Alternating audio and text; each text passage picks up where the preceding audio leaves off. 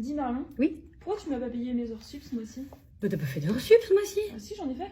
Bon, les heures sup, on va pas se mentir, c'est toujours un sujet un peu épineux.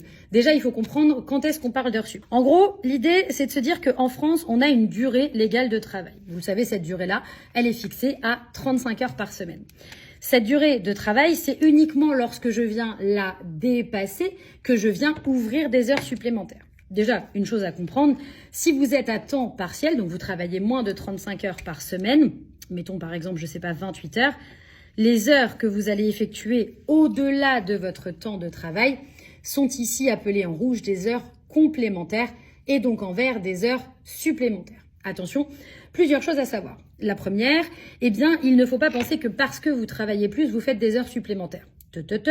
Il faut obligatoirement que ça fasse 1 heure, puisqu'on parle d'une heure supplémentaire et pas de minutes supplémentaires. Deuxième chose à savoir, l'employeur peut remplacer le paiement des heures supplémentaires par un repos majoré. Ça, il a tout à fait le droit de le faire. Ici, Camille pense qu'elle a fait des heures supplémentaires parce qu'en fait, elle a travaillé plus le lundi. Sauf qu'en fait, elle a récupéré ses heures avant le vendredi. Donc, sur la semaine, on est bien à 35 heures, pas d'heures supplémentaires et donc pas d'avoir à payer quoi que ce soit, ni à rajouter de temps de travail. Et on fait bien attention ici sur la limite. Moi, j'ai 2 limites en vert. La première, c'est 48. Vous ne devez pas travailler plus de 48 heures par semaine. Et deuxième limite, je ne dois pas, quand je fais une moyenne sur les 12 dernières semaines, dépasser 44 heures. Et si vous remplissez toutes les conditions pour avoir du coup le paiement ou la récupération de vos heures supplémentaires et que votre employeur ne vous les donne pas, bien évidemment, je vous ai mis un modèle de courrier à la fin du livre, comme pour tous vos problèmes.